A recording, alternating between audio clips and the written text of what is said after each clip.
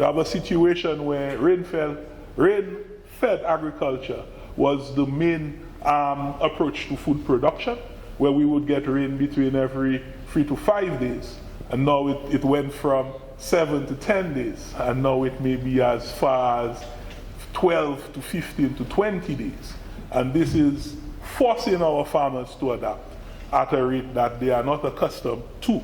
We're also experiencing drying of our coastal areas, and this is impacting on the natural vegetation as well as the biodiversity, the flora and fauna that is found within those biospaces, right? This is also compounded by the fact that we are experiencing impact from the Saharan dust. And this used to be every now and again, every few years you may have a situation. Right now, this is almost a constant scenario where no matter what time of the year, we may have impact with this, where we think that it is just hazy conditions, but it's just a heavy load of particulate within the atmosphere. And this is having impact not just on our ability to produce food and so on, but it is having a direct health impact, where you have people with issues with their sinuses and so on, people having more lung-related problems, right? So we are impacted in multiple ways, right? There are also opportunities presented to us in tackling some of the issues that I'm highlighting. And these opportunities will actually come from some of the actions that we have already taken. So the storms and excessive hurricanes are having an issue impacting our hinterland and causing serious levels of erosion, serious levels of mass wasting. We have had to find ways to build resilience, to restore the lands after the storms. We are actually transitioned to pushing agroforestry, as well as concepts as enrichment planting and things like land sharing, land sparing concepts.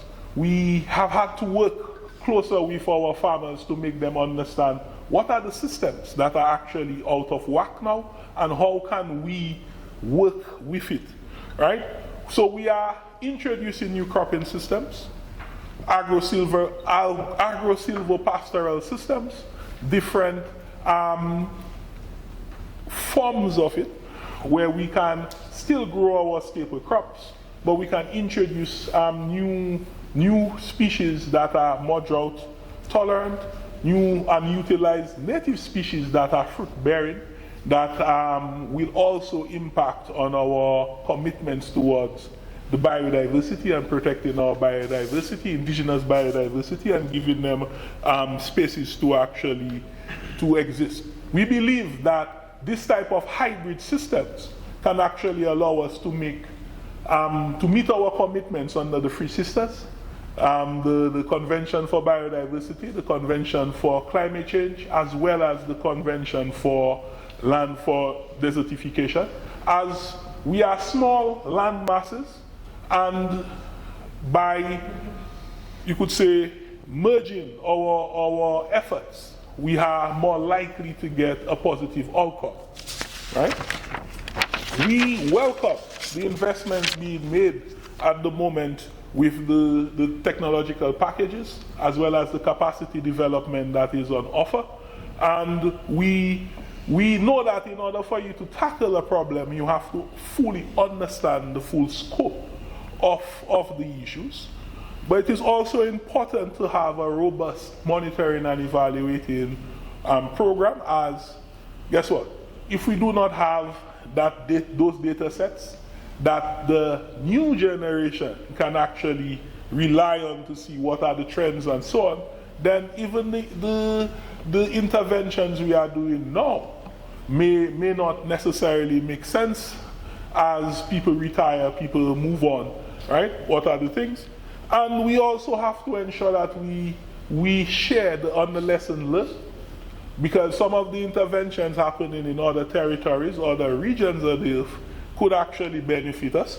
And we also need to share the best practices. As we are small and we are not rich So we have to be more adaptive. We have to be more proactive in confronting our problems. So on behalf of St. Lucia and the Caribbean States, I would say thank you for listening, and hopefully we can leave with this workshop as well as the creek with some positive developments that benefit us all. Thanks.